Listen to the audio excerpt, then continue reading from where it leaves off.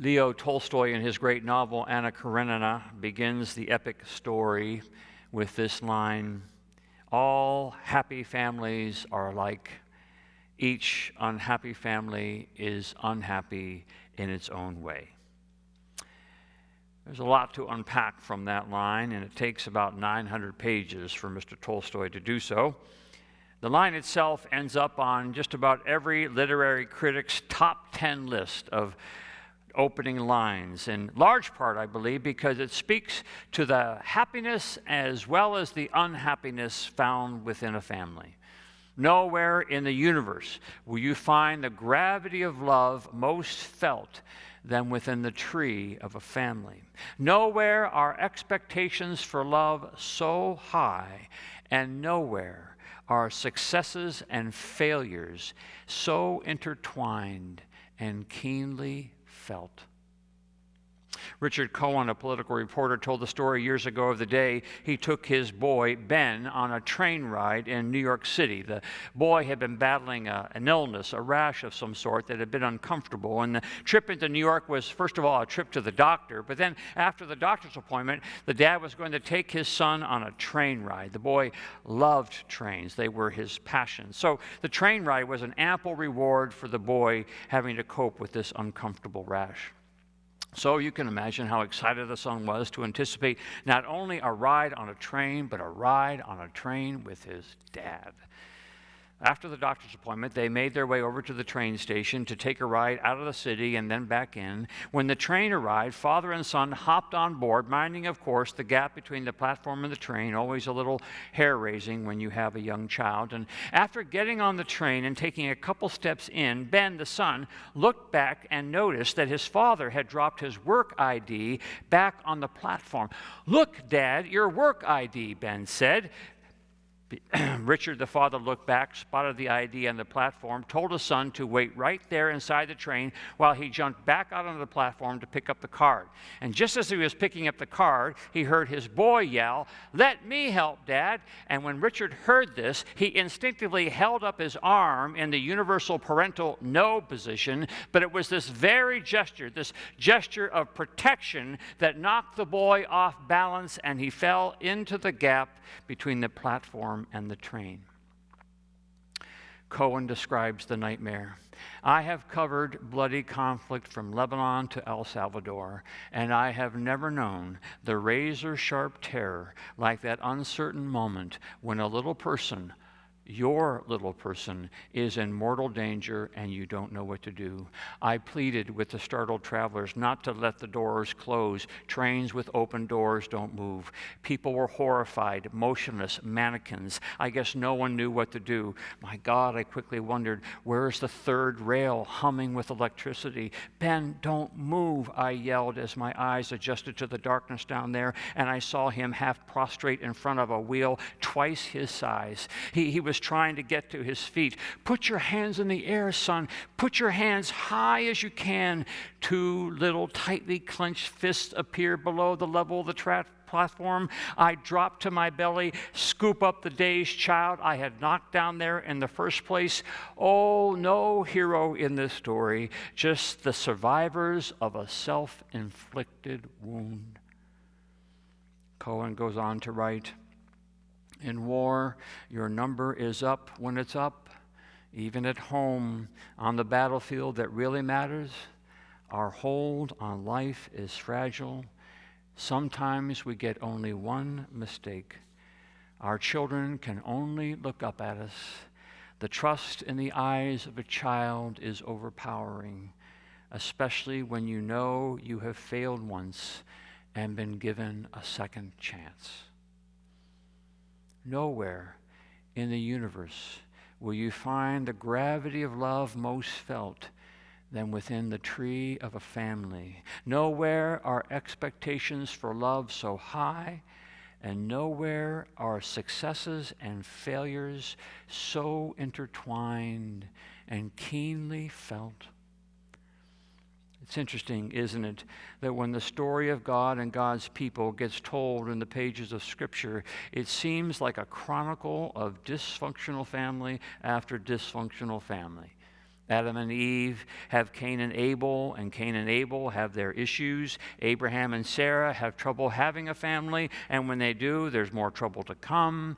Isaac and Rebekah raise two sons who won't talk to each other. Jacob manages to cook up a stew among his children to create a sibling rivalry. Ruth and her mother-in-law, Naomi, cling to each other in the midst of life's cruel fates. King David and his family broken up by the betrayal and unfaithfulness. Jesus tells the story of the father who had two sons who were not on the same page.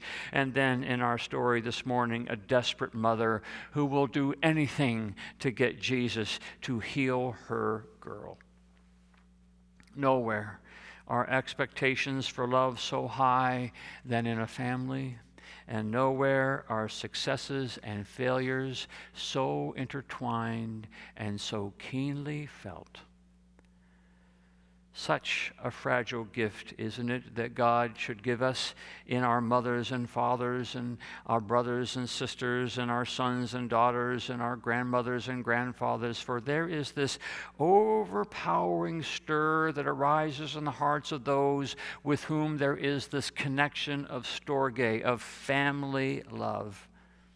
I remember when the nurse placed into my arms my first and only born, and there came upon me this instinctive bond, this grafting, this intertwining that I knew I could not walk away from even if I wanted to.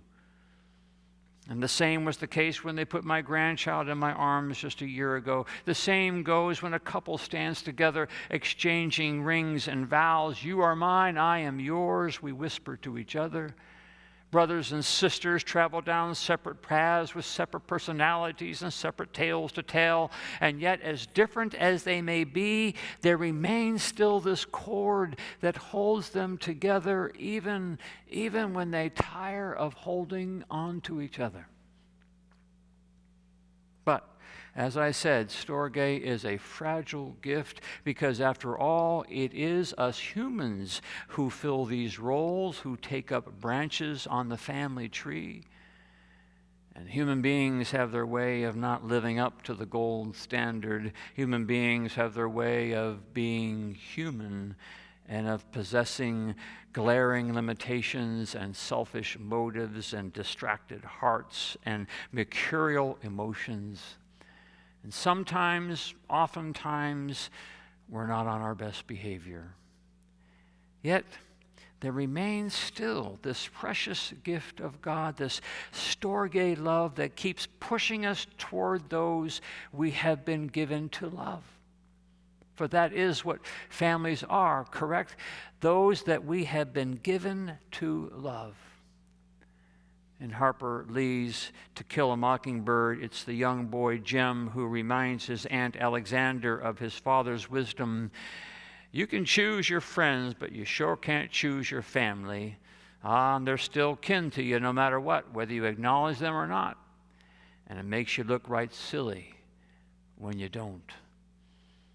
You can choose your friends, but you can't choose your family. And yet, there we are, having been mysteriously chosen for each other. And while there are forces within and without that conspire to pull us apart from each other, nevertheless, deep within is this gravitational pull back toward each other, this connection very hard to deny. And maybe it's this pull, maybe it's this connection that forces us to learn about love in a way like no other. Family love can take us to deep places that we may not wish to go ourselves. It makes me think of an article I read a long time ago in the Wall Street Journal back in the 1980s. I clipped it out and kept it. And it was about the Henderson family up in Jennings, Missouri. 3-person family, mom, dad, son, Presbyterian, dad an elder, mom and son sing in the choir. Dad, somewhat a distant father, busy doing his work and volunteering. Mom sticking a little closer to home. Every family, of course, has its own dance, its own balance, its own configuration of the tree branches. But they figured out how to be a family as best they could, just like the rest of us. But then came the conversation between son and father, where son tells dad that he's gay. And because it's 35 years ago, dad just doesn't know what to do with this news. He's a factory guy, doesn't know about those things. So there's the potential of distance. But it doesn't keep dad from saying, I don't understand all this, but I love you. And then years later comes the phone call from the son to say that he has AIDS and he doesn't know what to do. And because it's the 1980s, they really don't have any great treatment, and now he's alone. And so Mr. and Mrs. Henderson talk about it and realize that out of the two of them, that probably he's the one who can most easily leave his job. So he drives up to Chicago where his son lives, and he moves in, and he learns how to wash clothes, and he learns how to give medicine, and he learns how to change bedpans, and he learns whatever he needs to learn to be a dad to his boy. And he holds his boy's hand until the good Lord takes him home. It's what families do, Mr. Henderson said. Maybe that's what Esau was saying when he turned his face toward his brother. Oh, a lot of pain, a lot of pride to swallow. But it's what families do. And maybe that's what was in the back of the mind of that hysterical mother, kneeling at Jesus' feet, making a bit of a fool of herself, casting her Gentile self in front of this Jewish holy man, begging for him to make her girl well. It's what families do. Oh, I know each unhappy family is unhappy in its own way. No truer words have been written.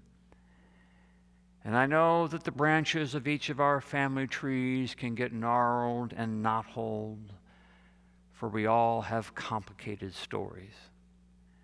Nowhere are expectations for love so high, and nowhere are successes and failures so intertwined and keenly felt.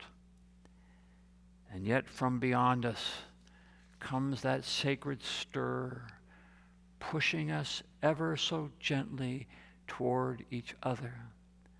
This treasure we possess, though inside clay jars. This love that will not let us go. This tree of which we will always be a branch